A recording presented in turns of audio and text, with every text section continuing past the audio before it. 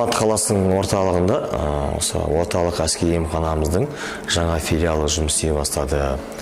Осы біздің орталық әскери емханамыздың филиалының қызметі әскери қызметшілерге, курсанттарға, запастағы және қорғаныс министрлігінің зейнеткерлеріне, және әскерлердің отбасыларына осы мамандандырылған амбулаторлық консультациялық көмек көрсетуге арналған.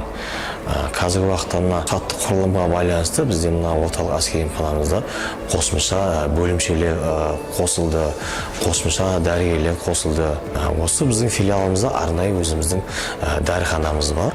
Әр емделуге қаралған адамның дәрігерден шыққаннан кейін уақытымен дәріні қолма-қол беруге біз осы жұмыс жасаймыз.